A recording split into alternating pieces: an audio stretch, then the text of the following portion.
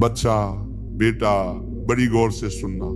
जीवन की सबसे बड़ी लड़ाई कहीं बाहर नहीं लड़ी जाती, वो हमारे अपने अंदर लड़ी जाती है। जिसने इस मन को साध लिया उसने जीवन का हर युद्ध जीत लिया। इसीलिए तो कहा गया, मन के हारे हार है, मन के जीते जीत। आज हम इसी विषय में गहराई से प्रवेश करेंगे।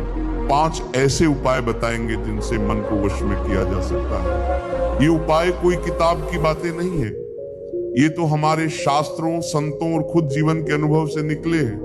पहला, सकारात्मक आत्मवार्ता, अपने आप से प्रेम पूर्वक बात करना। बेटा, क्या तुमने कभी गौर किया है, दिन भर हम सबसे ज्यादा किससे बातें करते हैं? अपने आप से। पर अफसोस, हम अपने आप को ही नीचा दिखाने में लगे रहते हैं। हमेशा कहते रहते हैं, मुझसे नहीं होगा, मेरी किस्मत खराब है, मैं तो फेल हो जाऊंगा। अरे बच्चा, जो तुम खुद को कहोगे वही तुम्हारा सच बन जाएगा। इसीलिए संतों ने कहा, हर सुबह उठते ही बोलो, मैं ईश्वर का अंश हूं, मैं कर सकता हूं। गांव की एक कथा सुनो। एक किसान रोज सुबह अपने बैल से कहता था, तू बहुत मेहनती है बेटा, आज खेत जल्दी तैयार हो जाएगा। और सच में वही होता। क्यों? क्योंकि शब्दों में शक्ति है। दूसरा, लक्ष्य निर्धारण, मन को दिशा देना। बच्चा, बिना लक्ष्य के जीवन वैसा ही है जैसे बिना पतवार की नाव, मन भटकेगा ही भटकेगा।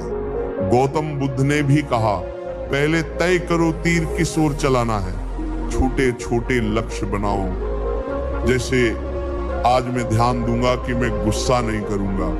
एक संत के पास एक युवक गया, बोला, महाराज जी, मेरा मन बड़ा चंचल है। संत मुस्कुराए, बोले, बेटा, पहले तय करो तुम्हारा जीवन किस ओर बहना चाहिए, फिर मन खुद ब खुद लगने लगेगा। तीसरा, समय प्रबंधन, मन को बांधना। देख बेटा, समय से बड़ा गुरु कोई नहीं। वेदों में लिखा है, कालो ही परम बलम। जिसका समय बिगड़ गया उसका जीवन बिगड़ गया। सुबह जल्दी उठना, समय पर सोना, हर काम की एक तय समय सीमा बनाना, ये चीजें मन को स्थिर करती हैं। गांव में एक बुजुर्ग कहते थे, समय कभी किसी के लिए नहीं रुकता बेटा। जो समय की कद्र करता है, समय उसकी कद्र करता है। चौथा, ध्यान, मन को शांति देना। मन को वश में लाने का सबसे सीधा और सच्चा उपाय है ध्यान। हर रोज 10 लाख 15 मिनट आंख बंद करके श्वास पर ध्यान दो। गौतम बुद्ध ने वर्षों ध्यान किया। हर संत, हर ज्ञानी मन को शांत करने के लिए यही रास्ता अपनाते हैं। बच्चा, ध्यान का मतलब सिर्फ बैठना नहीं, अपने अंदर की उस गहराई से जुड़ना है जहां सब कुछ शांत है।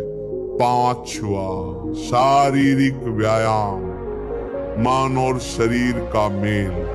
मन और शरीर का गहरा रिश्ता है। जब शरीर जड़ हो जाता है तो मन भी सुस्त हो जाता है। इसीलिए रोज थोड़ा व्यायाम, प्राणायाम, योग, ये मन को ऊर्जावान और स्थिर बनाते हैं। एक संत ने कहा था, शरीर रूपी मंदिर को साफ रखो, तभी ईश्वर की झलक मिलती है।